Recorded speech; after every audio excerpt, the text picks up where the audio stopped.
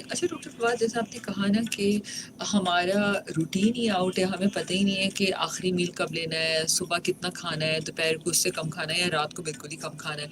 تو ڈاکٹر صاحب آپ نے سے ایک ورڈ یوز کیا کہ اوبیسٹی. تو ہمیں تو نہیں پتا کہ اوبیسٹی ہوتی ہی کیا ہے، مطلب موٹاپا کیا، مطلب جب پیٹ نکلنا کیسے شروع ہو پتہ تبھی چلے؟ موٹاپا ہوتا ہے. جی جی بالکل. اچھا، اس میں موٹاپے کے حوالے سے ڈفرینٹ اتھارٹیز نے ویریس ٹائمنگز میں ڈفرینٹ چیزیں مینشن کی ہیں، جس میں لاسٹ بی ایم آئی کہلاتا تھا، باڈی ماس انڈیکس، کہ آپ کا وزن آپ کی ہائٹ کی نسبت سے کتنا ہے. ٹھیک ہے. تو وہ، لیکن میں آپ کو اس سے ایک اور آسان فارمولہ آپ کے سامعین کے لیے بھی، جو سمپل ڈیپینڈنٹ ہوگا 1 انچ ٹیپ پہ. آپ 1 انچ ٹیپ گھر میں رکھ لیں اور پھر کرنا کیا ہے کہ اپنی کمر کی پیمائش ناف کے لیول پہ یہ آپ نے کر دی. اگر یہ پیمائش آپ کے قد کے آدھے سے زیادہ ہے، مثلا ایک آدمی کا قد 5 فٹ ہے، تو اس کی یہ پیمائش 30 انچز یعنی 2.5 فٹ ہونی چاہیے. کیونکہ بی ایم آئی کا جو کانسیپٹ ہے نا، ہمارے یہاں بہت سے لوگ ایسے ہوتے ہیں جن کے مسلز بالکل نہیں ہوتے، لیکن اس کے باوجود ان کی ایبڈومنل اوبیسٹی یا پیٹ پہ چربی موجود ہوتی ہے. اور یہ چربی آنی شروع ہو گئی تو دیٹ مینز وہ جو اثرات ایک موٹاپا جو آپ کے جسم میں لا رہا ہے وہ شروع ہو گئے. آپ کا وزن بڑا بالکل آپ کی ہائٹ کے لحاظ سے نارمل چل رہا ہے، لیکن آپ کا پیٹ نکلا ہوا ہے. اور اسپیشلی ساؤتھ ایشینز میں یہ دیکھا گیا ہے کہ ہمارے جو ہم انڈیا، بنگلہ دیش اور یہ سارے علاقوں میں، یہاں پہ لوگوں کی باڈی میں زیادہ ماس نہیں ہوتا ہے، لیکن چربی آنی شروع ہو گئی تو اس کا مطلب ہے یہ چربی آپ کے باقی اعضاء پہ بھی آ رہی ہے، اور یہ وہ تمام برے اثرات جو موٹاپے کے ہوتے ہیں وہ آنے شروع ہو گئے. تو اس لیے اب موٹاپے کی ڈیفینیشن ایبڈومنل اوبیسٹی یا کمر کی پیمائش سے ریلیٹ کرتی ہے. اور جتنا ہمارا قد ہے اس کی آدھے سے کم ہونی چاہیے آپ کی کمر کی پیمائش ناف پہ لیول پہ. اور میں آسانی سے سمجھا دیتا ہوں کہ عموماً ہمارے یہاں قد ایک خاص عمر کے بعد پھر کانسٹنٹ ہو جاتا ہے. تو ہمارے قد اگر ہم دیکھ لیں تو ہمارے 5 فٹ سے 6 فٹ کے درمیان ہوتے ہیں زیادہ تر لوگوں کے، یعنی آپ کی کمر کی پیمائش 30 انچ سے 36 انچ کے درمیان ہونی چاہیے.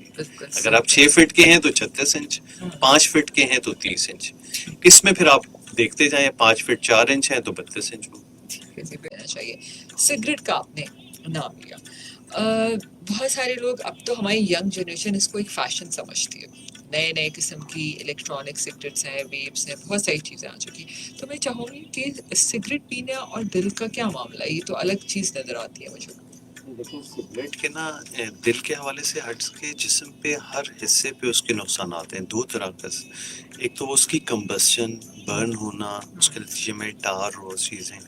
بہت سے لوگ سمجھتے ہیں کہ شاید ہم اس کو برن نہیں کر رہے اور ادر الٹرنیٹیو میتھڈالوجی سے وہ ہم لے رہے ہیں ٹوبیکو، تو اس کے شاید اتنے نقصانات نہیں ہیں. اس میں صرف یہ نہیں کہ یہ جو ابھی لیٹسٹ چیزیں آئی ہوئی ہیں، ویپس اور شیشہ اور پتہ نہیں کیا کیا چیزیں، پرانے دور کی بھی چیزیں، گٹکا لے لیں آپ، نسوار لے لیں، ان تمام چیزوں میں تمباکو ہے. اچھا، تمباکو میں نکوٹین ہوتی ہے، اور نکوٹین جسم میں جا کے وہ تمام چیزیں کرتی ہیں جو دل کو نقصان پہنچاتی ہیں. بلڈ پریشر کا بڑھانا، دل کی دھڑکن کی تیزی اور بہت ساری ایسی چیزیں. اور پھر اس میں اگر وہ آپ ہیٹ یا کمبسشن کا ایلیمنٹ بھی ڈال لیں تو پھر ایسی چیزیں جسم میں داخل کرنا جو کینسر کا باعث، پورے آپ کے نظام کو تباہ کرنے کا باعث ہے. میں کبھی کبھی اس کی اگزامپل دیتا ہوں کہ اکثر آپ اگر اپنے اس پورے نظام تنفس یعنی ریسپریٹری سسٹم کو غور کریں تو یہاں ناک پہ جسٹ خدا نے چھوٹے چھوٹے بال لگا دیے کہ کوئی بڑی چیز ناک سے اندر داخل نہ ہو سکے. اس کے بعد پورے ریسپریٹری ٹریکٹ میں ایسے پورا ایک فلوئڈ موجود ہے کہ کوئی ہلکا سا ذرہ بھی اضافی آپ کے جسم میں جائے گا تو وہاں آپ کو کھانسی سا ایک گھٹار سا آئے گا اور جسم آہستہ آہستہ اس کو باہر پھینک دے گا. اور یہاں ہم اتنے پروٹیکٹیو میکانزمز خدا نے دیے ہوئے، اس کے باوجود کیا کر رہے ہیں کہ ایک سگریٹ کے یعنی ٹوبیکو پتے کو جلاتے ہیں، اس کی آگ اور دھواں زور لگا کے اللہ نے جتنی پروٹیکشن دی تھی، یہ بالکل ایسے ہی آپ کو ایک گاڑی بنانے والا ایک بڑی سسٹم سے وہ گاڑی کی پروٹیکشن اور تمام چیزیں کرے. آپ کا نہیں میں رگڑ کے ہی جاؤں گا، جیسا بریک تمیز سے لگانی، بالکل وہ کریں گے اور اس سے ٹائر وہ ہوگا. اب ایک عام ایگزامپل آپ لے لیں کہ اس قسم کی گاڑی کسی نے اس سفسٹیکیشن کے ساتھ بنائی ہے اور آپ کو دیے کہ اس کو ذرا استعمال کر لیں، اور ہمارا جسم تو سمجھ لیں امانت ہے نا، واپس دینا ہے اللہ کو اسی حالت میں. تو اللہ نے ہمیں اس زبردست طریقے سے بنا کے حوالے کیا ہے، اور ہم کیا کر رہے ہیں؟ اب اس گاڑی کی مثال ذہن میں رکھیں کہ کوئی اسکریچ مارنے شروع کرتے ہیں، حالانکہ آپ کو 6 مہینے بعد واپس کرنی ہے. آپ پیٹرول کی جگہ اس میں پانی ڈالنا شروع کر دیں، 6 مہینے بعد جب آپ اس اپنے دوست کے سامنے کھڑے ہوں گے جس نے آپ کو گاڑی یہ دی تھی، تو کس منہ سے کھڑے ہوں گے؟ کتنی شرمندگی ہوگی. یہ چیز ہم اپنی صحت، اپنی جان، اپنے اس نظام کے بارے میں نہیں سوچتے جو خدا کی طرف سے عطا کرتا ہے، اور ہمیں اس کو جتنا زیادہ اس کی پروٹیکشن کر سکیں وہ کریں. یہ کوئی آپ کی وہ نہیں ہے کہ سگریٹ آپ پی رہے ہیں تو شاید اپنا شغل پورا کر رہے ہیں. اگر یہ جسم کو نقصان کا باعث بن رہی ہے تو یہ کفران نعمت ہے، سمپلی کفران نعمت ہے، اور اس کا ایک الگ حساب آپ کو اللہ کے ہاں دینا پڑے گا کہ آپ نے اس چیز کی حفاظت نہیں کی جو اللہ نے آپ کو دی تھی. اور وہی جیسے آپ کا ٹائٹل تھا، جان ہے تو جان. ہم یہ نہیں سوچتے، جان جب صحت کی حالت میں آپ کے پاس موجود ہے، ہم حیران ہوتے ہیں. یہی لوگ ایک دن کوئی ہلکا سا جھٹکا لگتا ہے تو اگلے دن ہر چیز کرنے کو تیار ہیں، ٹیسٹ بھی اور یہ بھی. او بھائی، یہ جب صحت تھی تو اس وقت کیوں نہیں خیال تھا کہ اس کی حفاظت کریں؟ بالکل ڈاکٹر صاحب، لیکن ابھی بہت سارے ایسے لوگ بھی ہیں جن کو جھٹکے لگتے بھی ہیں تو ان کو کوئی فرق نہیں وہ پڑتا. کچھ دن کے لیے اثر ہوتا ہے، ہفتے، 2 ہفتے، 3 ہفتے، پھر وہی. اور احساس اس حوالے سے نہیں ہے کہ آپ کی صحت صرف آپ یعنی اس پہ ڈپینڈنٹ نہیں ہے. آپ کے آس پاس، آپ کے ماحول، جو لوگ آپ پہ ڈپینڈنٹ ہیں، اسپیشلی دل کے امراض عموماً ایسی ایج میں آتے ہیں جب آپ ایک شادی شدہ زندگی گزار رہے ہیں، آپ کے بچے چھوٹے ہیں، 30 سے 40 سال کی عمر کی ہم نے بات کی، تو آپ آہستہ آہستہ اب اپنی وہ پیک پروڈکٹیو ایج پہ جا رہے ہیں اور اپنا خیال نہیں رکھ رہے. ابھی کچھ جسٹ 3-4 دن پہلے ایک 40 سال کا آدمی جو ہارٹ اٹیک کے ساتھ آیا ہے، اس کو شوگر تھی، اس کو بلڈ پریشر تھا، کوئی خیال نہیں تھا. 5-6 سال سے یہ چیزیں موجود تھیں، کوئی توجہ نہیں. ایک دم سے اٹیک اس نوعیت کا آیا کہ وینٹیلیٹر پہ، اور وہ اب وہ میں دیکھ کے ایک دکھ ہو رہا تھا کہ اس کے بیوی، اس کے بچے، وہ سب اللہ کے حضور دعا کرنے کے بھی. تو یہ سب آپ نے پہلے کیوں نہیں سوچا کہ اپنی حفاظت کریں، اپنے آپ کو بچائیں پیچیدگیوں سے، مرض سے. اور یہ پروون ہے کہ آپ ہیلتھی لائف ایکوائر کر لیں، جو انتہائی سستا نسخہ ہے. آدھے پون گھنٹے کی فزیکل ایکٹیویٹی، ابھی جیسے آپ بات کر رہی تھی ٹائم نکالنا، ٹائم ملنا. دیکھیں، جس چیز کو آپ ضروری سمجھتے ہیں نا، تو پھر ٹائم نکالنا نہیں ہوتا، ٹائم اس کے لیے بس کرنا ہی ہے، کرنا ہے. اس کو جب آپ کمپلشن، ہم نے ہیلدی لیونگ کو یا اپنی صحت کو ایک آپشن سمجھا ہوا ہے کہ باقی تمام چیزیں کر کے آخر میں سوچیں گے کہ صحت کو بھی رکھنا ہے. اور یقین مانیے، یہ جتنی چیزیں ہیں، ہمارا پروفیشن، ہمارے بال بچے، ہمارا کیریئر، یہ سب کچھ اگر آپ کی صحت گئی تو زیرو، کچھ بھی نہیں بچے گا.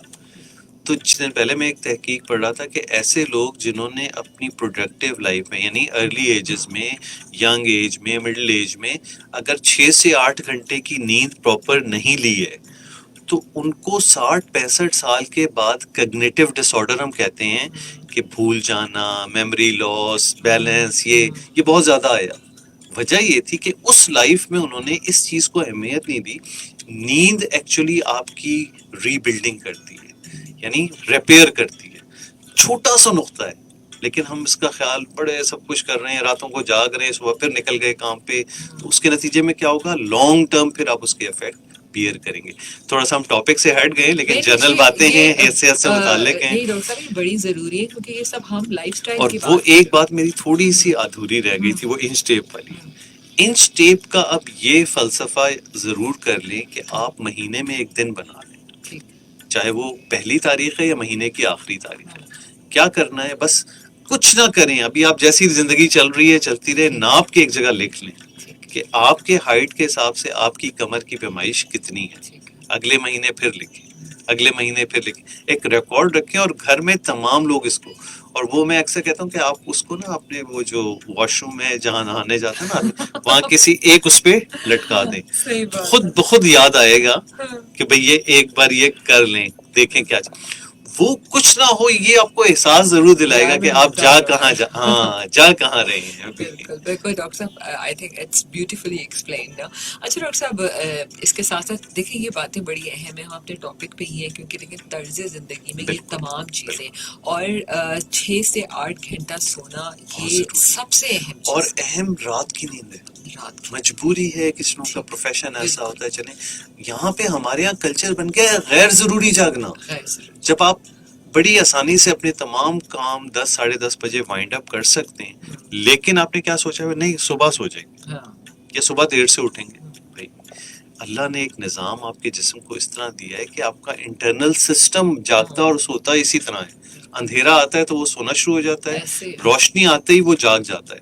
اور یقین مانیے جو آپ کی پیک کیپیبلٹی کا ٹائم ہے وہ فجر کا ٹائم ہے, جب آپ کا دماغ آپ کی صلاحیتیں سب سے بہترین چلتی ہیں, وہ ٹائم ہم سو کے گزارتے ہیں. بالکل بالکل آپ صحیح کہہ رہے ہیں. اور ویسے بھی کہا جاتا ہے کہ جو صبح فجر کی روشنی کے بعد سوتا رہے تو اللہ تعالیٰ جو اس کے رزق میں بھی اضافہ بالکل نہیں کرتا. بالکل, وہ اسی لیے سب چیزیں ریلیٹڈ, حالانکہ وہ روحانیت طرز سے, لیکن وہ ایکچولی پریکٹیکلٹی ہے. ایسے بالکل آپ صحیح کہہ رہے ہیں ڈاکٹر صاحب. اور جتنا ہم رات کو جاگیں گے اتنا ہی ہم کھانا پینا بھی زیادہ کریں گے, جتنا بالکل. دیر تک, اور پھر وہی موٹاپے کا سبب بنے گا.